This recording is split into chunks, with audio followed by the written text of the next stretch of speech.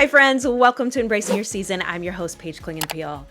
Friends, I am so excited about my guest today, the one and only Dr. Jim Burns. So I met this man, golly, it has to have been over 10 years ago at a conference, and we just connected about our passions for helping families and teenagers. I subsequently had him on the show that I was on at that time with Remedy Live, and we just developed a relationship. Or should I say, I actually developed a great friendship with his admin, Cindy. And then subsequently, Jim and I have just been in connection ever since. And he is the one that brought me this amazing opportunity for Embracing Your Season. And so I look to him as a mentor, as a wise counsel, as someone that has literally changed the trajectory of so many marriages and families here in the United States, as well as across the world. And so many of my listeners, you know who Jim Burns is. If you don't, let me share a little bit more about him. So he is the founder of Homeward. Definitely check out Homeward. You'll find it in the show notes, but it's homeward.com. And he has so many resources, and he travels and he speaks. This man does it all, friends. Let me tell you, he does it all. He speaks to thousands of people across the world each year. He has more than 3 million resources in print in over 20 languages. And his popular Homeward with Jim Burns podcast is on all major podcast platforms. He writes, he speaks, he has amazing daughters and grandkids, which I'm sure he'll tell you a little bit about as well. So Jim, thank you so much for joining me today on Embracing Your Season. Well, it's a pleasure. And as I've told you often, I join you most every Tuesday because when your podcast is released, I listen to it. And so, I'm hanging out with you all the time. You're not hanging out with me, but I'm listening, and I love what you do, and I love who you are. And my biggest worry when we first met was I was going to have to pronounce your last name. Oh, and I worried about that for about 5 years, but I'm over it now. I've got it down, so we're good. Oh, I've met your husband. Yeah, Things are okay now. But anyway, what a privilege to get to be with you and have some conversation today.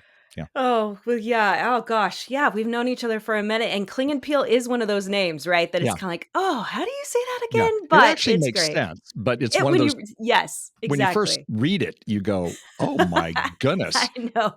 Good German name. Love it. What was your maiden name? It was Lank, Lank. Yeah. So I went from 4 letters to like 26. So, I mean, my kids knew the alphabet before they went to kindergarten just because of our name, right? So it was perfect. It worked out well.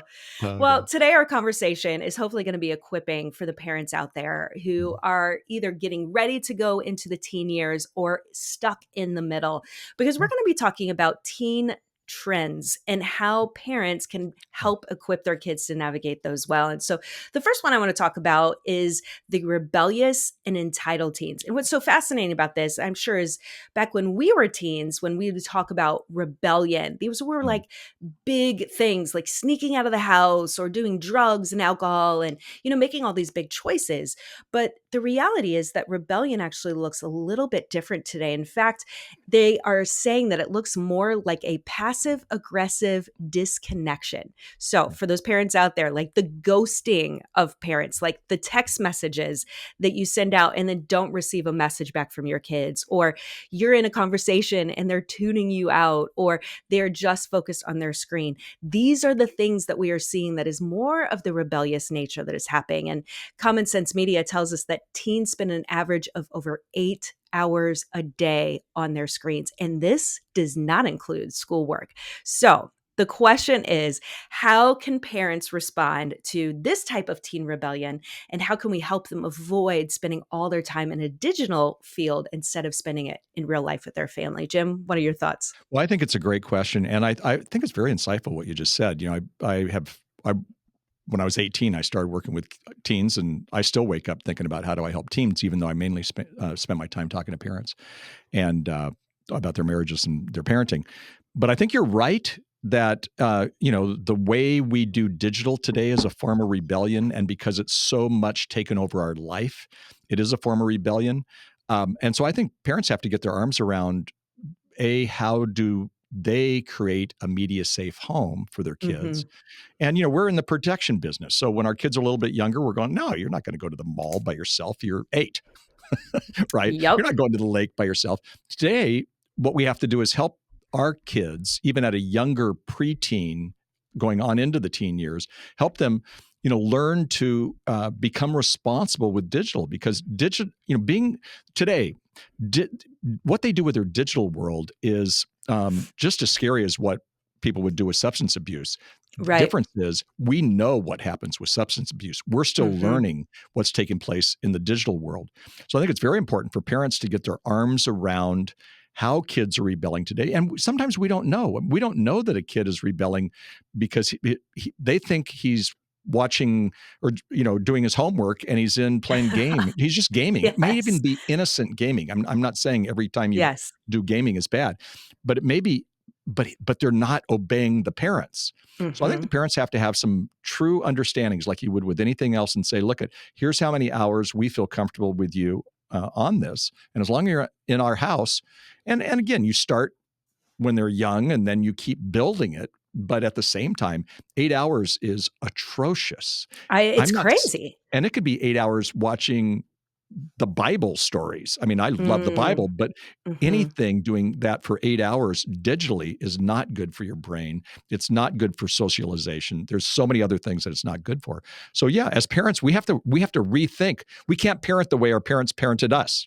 That's right. I mean, That's right. I didn't have a cell phone, of course, growing up because I'm an old guy, and it was a phone that had a long cord, and I would take it into the bedroom and I would talk to my girlfriend. You hang up. No, I'll hang up. And I'd fall asleep, and then my mom would be frustrated and pull the phone in. Well, that was her idea of how I was rebelling with that. It's not the case today. Absolutely. It looks completely different. And science is actually showing us that Yeah. technology and social engagement through a device and the way that we're growing in that development is actually changing our brains. It's not allowing us Yeah. to problem solve as easily. It's Right. not allowing us to have an increase in attention. But I think my concern, in addition to obviously all of those things, is just helping our kids to be wise with their minds and their bodies and their time. And I'm reminded there's a great book called Grace-Based Parenting. And he says in this that we can't teach our kids how to swim on the living room floor. So there has to be an element where we give them the device, but we teach them how to Yes. navigate that. Yeah. And through that navigation, now we're equipping them not only to be autonomous, to make wise choices on their own, but we're also helping them when to say no and when to say yes. And we're helping them grow in this ability of stewardship. And then, of course, there's going to be some of that rebellious spirit where they're going to be like, Mom, I got it. I don't need you to tell me what to do.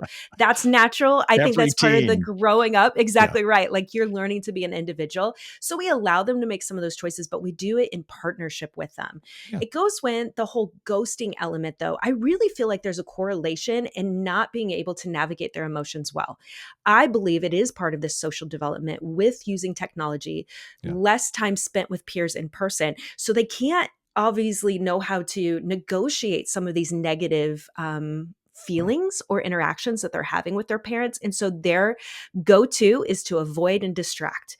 So if we as parents, it may seem like rebellion when they disregard us or they tune us out. Okay, that's just partially natural with just teens in general. Sure. But when we lean into that and actually give them tools to navigate their emotions, we could actually provide language that they can start using in the future. So no longer using rebellion and distraction as their tools. They're actually communicating, Mom, you're just being annoying. Can we stop talking about this right now? Okay, good. I know now, I'll back off a little bit, but in Right. 10 minutes, we're going to come back and talk about this, kind of thing. And so actually, Good. that leads to my next point of just entitled teens. Mhm. I mean, I know most people that have kids in general, like they just have this entitlement, right? Right. And my kids are the same. It's one of those things where they feel like if they just do a little bit of a chore, that they now have earned the allowance or now they have earned the privilege. But Right. research is actually showing that around 75% of parents do too much for their teens. So Yeah. they are not asking them to do chores. They are not asking them to take responsibility. So my concern is like, well, that's the next generation. Who's teaching them responsibility? Right. How are we going to raise them up so they are no longer entitled, but they earn privileges? So, Right. Jim, what are some of your thoughts on how parents can begin giving their teens some meaningful tasks Yeah. at home to challenge them? Well, I mean, I was talking to a woman last week. I was doing our Understanding Your Teen seminar at Homeward, and a woman was talking about her son who was 16, and he was having trouble. He's not launched yet, obviously, but he was going to be a failure to launch guy. And she said, he doesn't even thank me for making his bed. I said, Oh, wait, no. stop. I go, why are you making a 16-year-old boy's bed? Because he wouldn't do it. Mm, Plus, he does a terrible job. I said, well, then you're going to have to, put some boundaries around him because he's yeah. got to be able to make his bed. Are you going to make his bed when he goes away to college? Are you going to make his bed if he goes into the military? On and on. So really, sometimes we parents need to be trained or our Hmm. kids are going to have a failure to launch. One of the things I say often to parents of teens and actually even younger is you got to help them become responsible adults. And Yeah, so that's good. as they grow, let's take a 13-year-old. You become a coach more than you're not controlling their life. You're a coach. Coaches are in charge. Coaches, put them on timeouts. Coaches give directions. That's what you do. But then by the time they're about 15, you give them you become a consultant. And so most of their Hmm. day-to-day decisions are done by them. Some of those decisions aren't good decisions. They're teenagers, right? They're Right. going to learn by experience. But that's hard for us who are control freaks because, we still we want that bed to look good when we walk by Hmm. there. Hmm. But we can't do that, Paige. So again, when we see entitled kids, it's often goes back to the home where we probably have done too much for them. Funny enough, Yeah. there's a study done that I read a number of years ago, and it keeps coming back in my head about for single moms. And I love and adore single moms, single dads. I know how hard it is, and yet they do a lot better job, but they're too tired to know they're doing a good job a lot of times. Hmm. But with single Hmm. moms, a lot of their kids grew up to not be entitled because the single moms weren't going to make the bed. They said, look, I'm doing too much. You got to make the bed yourself. That's And right. it's interesting that we always look at the negative sides to being raised in a, single parent home or whatever. But you had kids who were actually growing up with some responsibility because That's they were right. given that. They knew how to cook. They knew how to do things. Where my daughter Becca, who I'm throwing her under the bus now, but it's us. Or I should be throwing us under the bus. She had gone away to college, was going to go to grad school to get her degree in what you have, and Hmm. she moves back in, and I give her a bucket. And I said, hey, so there's some expectations. Maybe she's adult, but I said, you could be, we want you to have dinner with us once a week. And then, do you know what this is? And she goes, it's a bucket of some sort. Do you know what this is? She goes, no. I go, it's a toilet brush. Your job is to keep that toilet, clean. And she was like, I've never done that. Okay, it's time. Oh, And I'm wow. not thinking, wait, Yep. at school, of course, somebody else cleaned the toilets. She didn't know how to clean the toilets, and there's no burn on her because she's now a great toilet cleaner, I'm sure. But she was like 21 years old. Well, that's our bad. We never had her clean the Yeah. toilets, right? So again, I Yep. think we have to give them some boundaries and expectations, and then follow through with those boundaries and expectations. I mean, that's a Yeah. basic thing you do with teens. We get tired, we get drained, we get bugged. They finally, pound on us so much or whatever, and so we just give in when that helps them have a entitlement type attitude. I love that idea of just like, just the continuation of the conversation of like, I feel like you are going to grow when I give you these responsibilities. I'm Yeah, actually doing something good for you to right. raise you up to be a good human adult. And Yeah, and I know that in the heart of the parent, they think they're serving their child, sure. but in essence, they're enabling, which another word for Mhm. that is handicapping. Yeah. We don't want that ultimately for our No, kids. We no. want them to grow up strong. No, and sometimes we do it Yeah, wrong because of our own, and you talk a lot about this on your podcast, but because of our own deficit in our own life. So but we that's right. enable dependency on us because we need them to be Mm. dependent. And so that's another part Mhm. where they're going to become entitled or there'll be a failure to launch because they're so dependent on us in so many different areas. And that's because, I find a lot of times out of my own low self-image or my own things that I parented out of my deficits sometimes because I had a need to be Mhm. liked, or I didn't want to be a dad who they went, you're mean, no, I'm just keeping you to a boundary. Right. But I think it's Yes. really important that we also look at our own self when we're thinking about boundaries with our kids. Yeah, that's so good. Yeah. Well, I would love to switch gears to another teen trend that you and I have seen throughout this generation, actually, is first to that ideology of to be your authentic Yeah. self, Yeah. like the woke ideology. Right. I Right. mean, we're seeing this more and more. And I know there was a recent Barna Group study that said that only 4% of Gen Z has a biblical worldview. Yeah. So that means that the remainder of the teenagers are trying to find their identity, but Yeah. outside of the context of the Bible or Right. a Right. relationship with Jesus, which is Right. terrifying Right. because we're so inundated Yeah. by the culture that is social media, the culture Right. that is even adults, the way that adults are acting in these days. Right. I'm ashamed. I'm ashamed of the Yeah. way that the immaturity is just projected on Yeah. all fronts, And Um, so I think the question maybe for you is just how can you help parents help their kids find who they are in their identity without allowing the cultural impact or the right. influence that might be Well, negative and I, unhealthy? I love the word authenticity. And I think whoever, I'm going to quote Malcolm X. It's never been quoted on your podcast, I am sure. But he says, whoever leads the narrative, leads the culture. And so Hmm. somebody took that word authenticity and turned it into a woke word, and it's a beautiful word. It's very close to the word integrity. And even the Bible says that the man or woman of integrity walks securely, and we'll have kids who walk securely. So the difference is that they change the narrative on us here because you want them to have an Mm. authentic faith. You want them to have an authentic way of looking at things. That's fabulous. But the problem is that we have I think as parents, we sometimes forget that we are the primary disciplers of our kids. And so when 4% of Gen Z have a biblical worldview, I'm going to put a little of that on us. I'm not putting everything on us. And I'm not saying it's the church's fault and all this. I mean, that's just kind of how the world goes. But I think it's important for us to help them understand. I look at it this way. I was talking with a 14-year-old girl, actually, who was struggling with her gender identity. I just had this conversation. Mm. And I said, well, there's culture, which is telling you one thing. And I realized, and she had already kind of admitted that she was at least thinking she was a lesbian. And she was getting embraced like crazy. When I was a youth pastor, when 14-year-old girls cut themselves or had Mm. an eating disorder, nobody embraced that. They were trying to help them. Yeah. But Right. with this, she was getting embraced like crazy because, of the woke culture, if you would. And I said, so there's our gender, but then there's the authority. And so the master designer of our bodies and the master designer of our sexuality is God. He's been doing a really good job for a whole lot of years, a lot longer than when the That's culture right. changed, 9 years ago or whatever. So the point I was trying to say was we want to get our kids in touch with the master designer, and it's really not a bad. You can be very authentic. You can still deal with doubts. You can still deal with the issues. And I appreciate a culture that says, we got to be real in terms of, putting our doubts out there. God's fine with that. God's fine. I'm in a mess. God says, great. I'm good with messes. I can deal with your Mhm. messes. Let's do it. So what I'm trying to say here is that if we're going to teach our kids to be authentic, let's teach them to be authentic, rooted in Christ.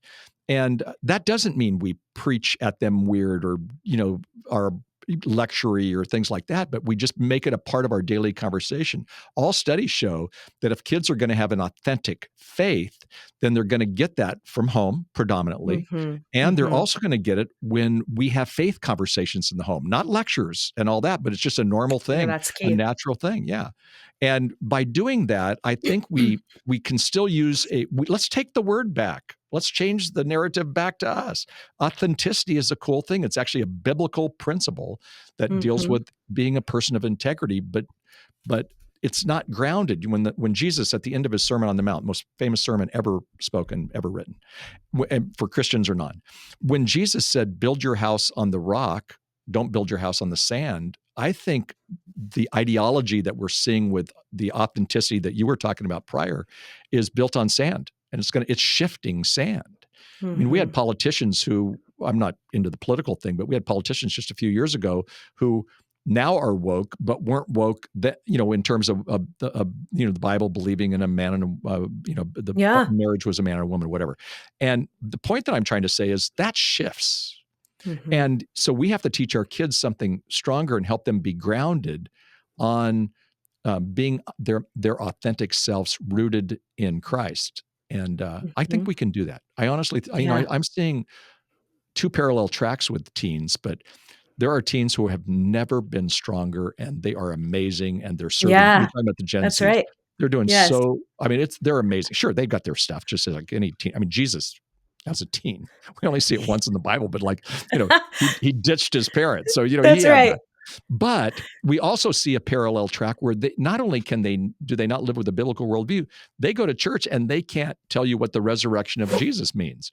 Well, That's right. we've Mhm. got to spend some time helping them think through that stuff. Yeah, yeah. Just to piggyback on that as well, I think it starts at home, having Yeah, real conversations, yeah, having real answers. And right. even the times where you're like, I don't know how to answer that. Let's Yeah, explore it together. yeah, And I know that some of these conversations are going to be uncomfortable because we don't want our kids exposed to this worldly perspective that we know is unhealthy, that the yeah, rest of the world says is okay. But here's the thing, friends, is that our kids are having these conversations yeah. everywhere all the Right, time, school right. bus, playground, like neighbors' houses. So we want to make sure our kids are equipped with first what the truth is, secondly, how to have these conversations, and then allowing them to question. I know Yeah, when my kids would come to me about some of the questions that they had, and I felt like their leaning was slightly different than where my values stood, and I immediately would panic, and it made me want to like rein it in and just tell them, yeah, no, you have to believe this. right. That was out of fear. If I would have just clamped down on their curiosity, I think that would have eliminated our ability to have conversations in the future. So instead, I just fell back into probably my counselor mode of just asking questions. Yeah, Tell me more about that. Why do you sure. think that? Oh, that's Yeah, interesting. Maybe you should explore that more. So asking questions should be our go to when our yeah. kids come to us about those Right, things and that because helps us opens become it up. it helps us become students of the culture. So we're not just I Yeah. mean, that is the counselor mode, but it should also be the parent mode. You're watching a Yeah. television program and something kind of goofy, happens. You put that thing on pause and you go, "What do you think about that?" And you That's have a right. 1-minute conversation and a dialogue, and you just became safe because you didn't even get to the point where you're going to even tell your opinion because say, well, let's watch this again, and you learn something. But at the next time there's a break, they're going to go, hey, what did you think about that? And now you're causing dialogue, but you're still in charge of it's it's plan. I call it planned spontaneity. A lot of our Mm, teaching should be planned spontaneity by asking them questions, and yeah. sometimes those are going to work, and sometimes it's not going to work. I literally today I'm finishing a book this week, and I just wrote on deconstruction. I'm still in the I have 1,000 more words to write, and I was telling a story about my daughter Christy when she was in high school, and she kind of had to disown our faith to own her own faith, and it freaked us out. But it was really a good time of dialogue and all that. I said now she owns her own faith. We actually sat next to each other at church the other day. We go to the same church. We just differ on certain things. Sure. Even sometimes even like politically we differ. We cancel each other out on votes all the time. It's kind of funny. Um, but you know what? I could live with that. But what happened was she had to become her own. She had to become her own. But she gets that by I want her coming to me with those kind of questions and me not shutting Yeah. them down. We parents sometimes go, well, that's the dumbest thing you've ever heard, or those people are horrible people. That's never going to allow them to have a safe conversation with their parent. That is Um, so true. so, Yeah. so that's what we do. We ask questions. What do you think about Yep. that? That's perfect. Yeah. So continue to ask those questions, listeners, in your Yeah, home. And even though yeah, you're going to feel that angst, even though you're going to feel that uncomfortable feeling when they start pressing in or even challenging some of the yeah. values that you have, I think one of the things that I fall back on is that the Holy Spirit is pursuing your child even more than you are. And so Very good. continue to just pray and wrap them around with your love and allow their curiosity to happen in Mm, your home because that's going to infer to different conversations in the future, which can be so powerful and the ownership of their faith. We want our kids walking out of our house knowing who they are and knowing who Jesus is. mm, And that is where success. Okay, so speaking of moving out of our home, prior to that, we have so many kids that have stressors within the school life yeah, balance that yeah. for 13 years, and I'm in this season, my oldest is graduating high school, moving on to college now. But Very we good. know that high school and middle school and elementary can cause significant amount of Sure. stress. In fact, the American Psychological Association reports that 83% of teens cite school as a significant Sure. source of stress, just Sure. learning to balance academics, sports, extracurriculars, and then just performance in peer spaces, Yeah. whether it's social media or face to face. And so, Jim, what's some practical advice you would offer families just trying to help their teen manage this restless pursuit of performance? Right. Well, I think we have to recognize, first of all, that they are in school. That's their job. Just Mm-hmm, like we have a mm-hmm. job and we have stress at our jobs or things like that, that's their job. And so we have to recognize that and realize that, some of the stress happens because they're doing something for 8 hours a day in school. Now, you just added earlier on in this conversation, you added the amount of social media they watch or run Yeah, in it's digital, and incredible. pretty Yeah. much they don't get any sleep, which Mm-hmm, is which is also true. But I think as parents, we have to be careful that we don't tie into that you know the pushing them too hard. Sometimes they learn best. I think even when it comes to in a book I wrote on teens, understanding your teen, I have a chapter called "Ending the Homework Castle," and it's kind of a personal story. And I take the phrase from a guy who was a mentor in my life who actually wrote a book on that. But I think Kathy and I spent too much time forcing them with pressure to do homework. They were really smart kids. You know what? It probably would have been better for us to say, look, you're going to be done with your homework at a certain time. And if you're not done, you're going to have to turn it in late or not turn it in. And if you don't go to a 4-year college, you're going to have to go to a community college. But and some parents right now are just wanting to like take my eyes out. I scratch my eyes out. I really, but the point being is that sometimes we pressure them to do that. Or, yes. I was looking at, I have a grandson, his name's James, and he's 9. And he already has friends who are taking pitching mentoring classes, for Oh baseball. man. And, they're meeting with the soccer coach on the side and paying him for these different things so they can learn things. Well, what we don't understand is that, Paige, that puts pressure on them. I'm not saying that we don't, Mm-hmm, there's stuff like that just happens, but we have to be careful that we're not pushing them into this kind of mentality, because sometimes the school will, and sometimes others will. mm-hmm, Well, we can't expect the school to love our kid as much as we love our kid. So sometimes mm-hmm. we have to, take a look at it eh, from kind of a more parental view. What's best for them in the long run? Right. Kathy and I did Yeah. something really practical. We every 6 months, and we did this all throughout the kids. We have 3 daughters, so all throughout the times they were growing up, we would actually go to the beach. I point like this because the beach is about 1 mile from here in California, from where I'm at in our studio, and we would just go sit in beach chairs. We'd get yellow notebooks and we'd write spiritual, um, sexual, education. We'd write all the different things, and then each girl we'd kind of say, what do we want to think about in the next 6 months with them? And that was really a good thing for us to do. It was a good exercise. Actually, a friend of ours said he did it for his kids, and we just copied them. And what that would do is that would help us understand, what did we want to get through, what do we want to teach them? What do we want to talk to them about sex education in that time period? What do we want to talk to them? What did they need to do for school? What was their school needs? And we would oftentimes say, have we been pushing too much? Kathy's a teacher. She's an educator. She has, added degrees in education. She's a star. But she also, because she has that, man, she's pushing them on. I've got a PhD. So there's a little bit of academic pressure for the kid to go, wow, Right. do I need to do what my parents did? Well, you know what? They didn't. And we had to really back off on some of that. And, I honestly, I had some cringes when in college. I saw a couple of grades that my girls got going, oh, they are so smart. And that's what they got, you know, Right. Right. and what I need Yeah. to do is keep my mouth shut, you know. Well, Um, and that's so hard though, right? Like oh, it that's is. the I know. struggle is It is. and I can relate. Like with my own kids, I do not like school. It is Yeah. not my favorite. Now as an Yeah. adult, I love to learn, but there's a difference when you are Sure. forced to Sure. learn and Sure. be in school 8 hours, Yeah, right? and But you're I went teaching, on. so some of those people I interrupted you, Yes. but some of the people you're teaching now, you just gotta think, remember, they're looking at you as the teacher. I know. It's so Say funny you say that. Apparently, it was like teacher day the other day, and one of my students was like, "Well, happy teacher day." I was like, "Oh, I didn't even see myself as that. I right, see right. myself as like a coach, and I'm Yeah, coming alongside I them." get it. But Now I what interrupted you, is so go ahead, though, no but problem. It's just I was thinking through the fact that I naturally thought my kids would want to pursue a college education right. and really get into a career that required that. And that is just not the trajectory for some of my kids. And I had to wrestle Yeah, with the fact that their values and goals for their future yeah, is different. yeah. Now, there's still the mentality of I want them to be successful. So I had to redefine what success is Yes. in my mindset.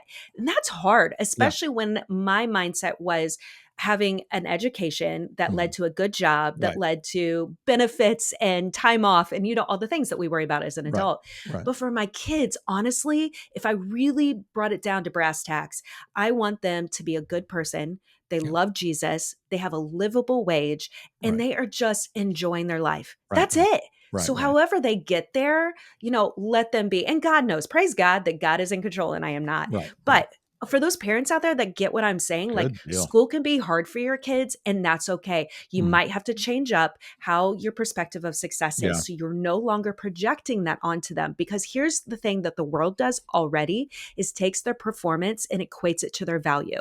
So Yeah. every time they get a grade, every time they don't get a Yeah. follow or a like on social media, or they're not counted, maybe they still do this in gym where they're the last person picked. They're Right. constantly being evaluated in Sure. those ways.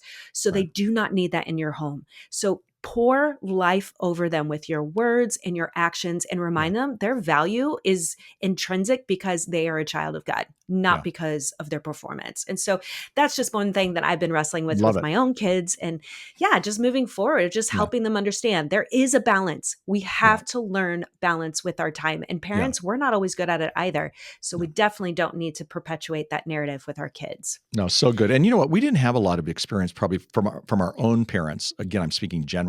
Mm-hmm. But, they were, get a good grade. I hope you're gonna become a doctor, make a lot of money. Those were what I Sure. was hearing from my parents. And again, they were not bad people where, they weren't thinking about my character.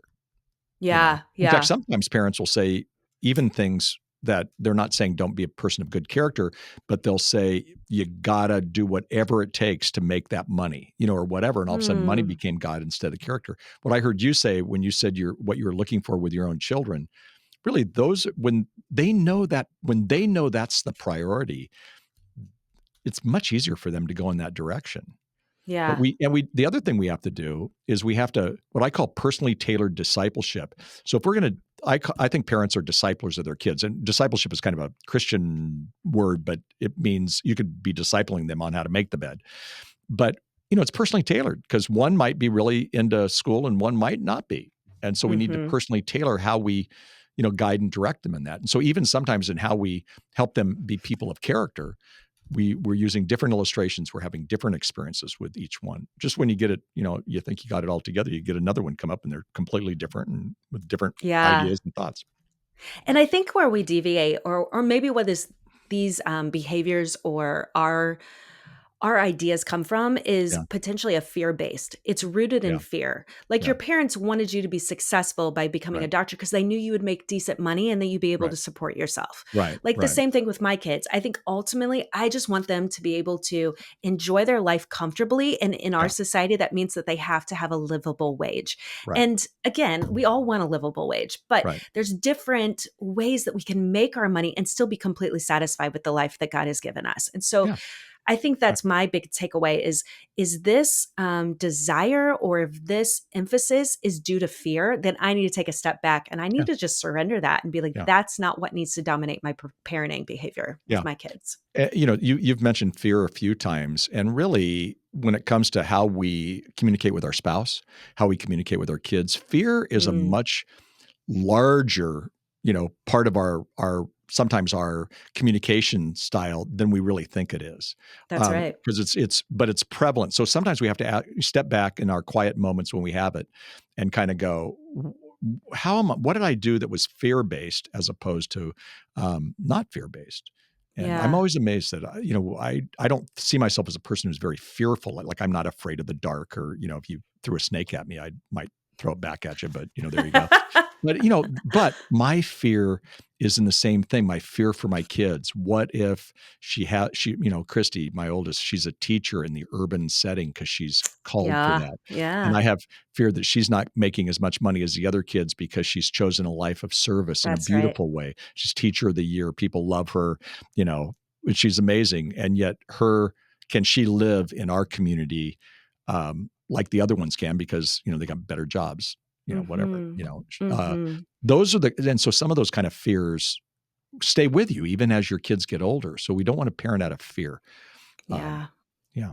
Good reminders. Good reminders. Well, Jim, I so appreciate our conversation today. Again, these are just some of the teen trends that are happening that we want to make sure Sure. that we're equipping and encouraging and also empowering the parents and families that listen to both the Homeward shows and Embracing Your Season. And so, again, thanks so much for your wisdom. I know that they can check out all your books, but where can they find all of your information and your resources? Homeward.com. They can go to homeward.com. We're there. You're there. We have you present, on the website. Our websites, we're just moving our website to a new website that's going to be amazing. And it'll be very podcast focused with your face and I guess my face. Oh, nice. I see putting your face up. I'm not sure why they should put my face.